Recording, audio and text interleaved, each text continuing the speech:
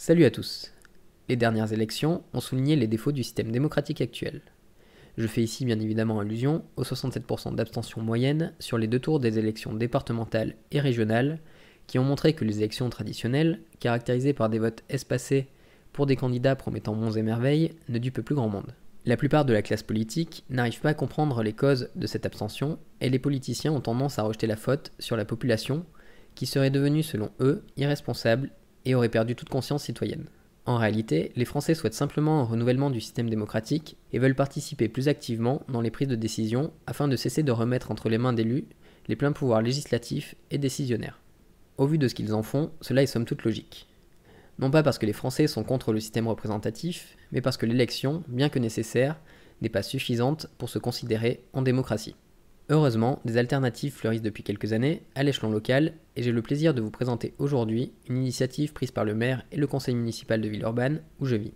Baptiste Camus, actuellement chargé de mission sur les méthodes participatives et le travail collaboratif pour la ville de Villeurbanne, a en effet eu la sympathie de me recevoir et de répondre à mes questions sur le processus de mise en place d'une assemblée citoyenne composée majoritairement d'habitants tirés au sort. Pour ceux qui ne seraient pas de la région lyonnaise, il faut tout d'abord savoir que Villeurbanne est une ville historiquement ancrée à gauche. Les maires se succédant depuis la fin du 19e siècle sont en effet étiquetés intégralement socialistes, un temps sous la bannière SFIO ou communiste. Près de 150 ans que Villeurbanne se situe à gauche, donc rien d'étonnant à ce que la ville soit novatrice et précurseuse sur les questions de démocratie participative. Villeurbanne était déjà l'une des premières villes à mettre en place les conseils de quartier, avant que cela ne devienne obligatoire, et lors de la mandature précédente, la population avait été appelée à se réunir à mi-mandat pour faire part de ses propositions sur différents sujets concernant la ville.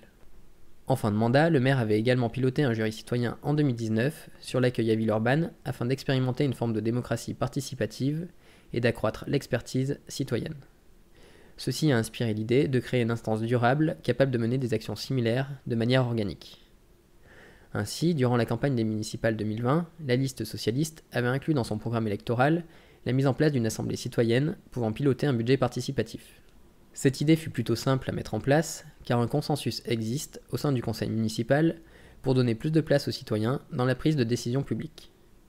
La participation citoyenne était déjà présente dans l'organisation d'événements culturels tels que les invites ou charivari, et cette assemblée n'est qu'une suite logique à l'implication progressive des Villeurbanais dans la gestion de la ville. Les conseils de quartier continueront à jouer un rôle dans les projets d'aménagement urbain et l'organisation d'événements locaux, mais un nouvel espace d'expression était nécessaire et va donc être créé prochainement. L'Assemblée citoyenne pourra gérer des questions touchant tout le territoire de Villeurbanne, voire même des politiques publiques sans déclinaison territoriale comme la santé, qui ne sont pas exclusivement de la compétence de la ville. En articulation avec les conseils de quartier et le conseil municipal, elle pourra mener les actions qu'elle souhaite, en faisant appel aux ressources nécessaires auprès des institutions les plus à même d'apporter leur aide. Concrètement, lors de cette crise sanitaire, elle aurait pu chercher à adapter les dispositifs étatiques aux besoins locaux, à l'échelle des quartiers, et proposer des solutions alternatives si les réalités du terrain ne correspondaient pas aux politiques publiques. Voici les grands principes. Mais concrètement, comment mettons en place une telle assemblée et où en sommes-nous dans le processus aujourd'hui ? L'équipe municipale, et en particulier Baptiste Camus et Jonathan Bocquet, l'élu à la transition démocratique, ont tout d'abord fait un bilan sur les représentations que chacun pouvait avoir de cette assemblée au sein du conseil municipal. En effet, vouloir une assemblée citoyenne est assez abstrait. C'est un peu comme se mettre d'accord au restaurant avec des amis sur l'achat d'une bouteille de vin. C'est un premier pas, mais il reste encore à choisir la couleur et le cépage voulu. Et bien de la même manière, les membres du conseil municipal ont dû définir ce qu'ils souhaitaient. Certains élus en avaient une vision institutionnelle, à la manière de conseils existants, faisant appel à des experts réunis pour émettre un avis, mais après réflexion, le choix a été fait de se tourner vers une assemblée inspirée de la démocratie liquide, défendue notamment par le Parti pirate. Je vous invite à vous renseigner de votre côté sur la démocratie liquide, mais entre autres principes, elle offre une grande agilité d'organisation et de prise de décision. L'idée est ainsi de s'appuyer sur des ateliers thématiques, au sein desquels des volontaires se réunissent pour travailler et émettre des avis, remontant au conseil municipal avant d'être partagés à la population via une plateforme en ligne pour ouvrir le dialogue et définir les propositions retenues. Ensuite, il a fallu définir la composition de cette assemblée. Le choix a été fait de réunir 80 personnes, recrutées par différentes voies. La moitié de l'assemblée réunira des volontaires tirés au sort. L'appel à volontaires repose sur une campagne de communication engagée en début d'année, et plus de 200 personnes ont actuellement répondu à l'appel. Une nouvelle campagne aura lieu en septembre pour élargir le pool de volontaires. 40 personnes seront alors tirées au sort, avec un rééquilibrage si besoin pour représenter au mieux la diversité des habitants en termes d'âge, de sexe, de lieu d'habitation et de catégories socio-professionnelles. Afin d'assurer cette diversité, la mairie fait notamment appel aux travailleurs sociaux pour faire émerger des candidatures des quartiers populaires qui pourraient potentiellement être moins représentés sans cette communication ciblée. Outre ces habitants volontaires, l'Assemblée citoyenne accueillera également un quart de volontaires issus des instances démocratiques locales, tels que des représentants des conseils de quartier, et un quart d'habitants tirés au sort parmi l'ensemble de la population villeurbannaise. Ce tirage au sort a déjà été effectué au mois de mai par une partie des volontaires afin de rendre le processus totalement transparent.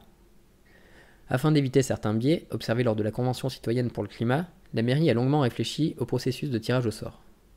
En particulier, seuls 2% des tirés au sort avaient accepté de participer à la Convention citoyenne, regroupant ainsi des gens à l'aise en collectif et sûrs de la légitimité de leur voix, mais laissant de côté d'autres personnes dont la voix n'est jamais entendue. Pour parer ce biais, l'objectif est d'obtenir 10 à 15% de conversion en relançant les personnes tirées au sort par téléphone. La mairie a ainsi acheté une base de données auprès de la Poste pour à la fois connaître l'adresse des tirés au sort, mais également leur numéro de téléphone. Actuellement, sur 80 personnes tirées au sort, 2 ont répondu positivement et 10 acceptent d'en savoir plus et rencontreront des élus afin d'avoir plus de détails sur l'Assemblée citoyenne. Se doutant qu'il serait difficile de réunir 20 personnes en tirant au sort seulement 80 personnes, la mairie dispose également d'une deuxième liste et d'une troisième liste de 50 et 30 personnes. Elle va d'ailleurs commencer à contacter les gens de la deuxième liste prochainement. L'Assemblée est donc actuellement en cours de recrutement et elle sera définitivement constituée à la fin du mois de septembre. Si vous voulez vous porter volontaire, vous pouvez vous rendre sur participer.villeurbanne.fr.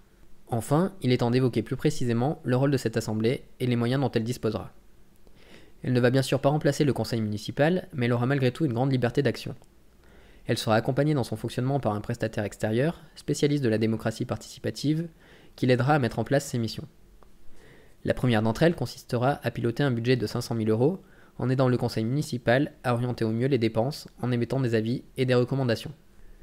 Pour ce faire, elle disposera d'un budget de fonctionnement, lui permettant notamment de rencontrer les habitants de la ville et de faire remonter leurs avis sur des sujets clés.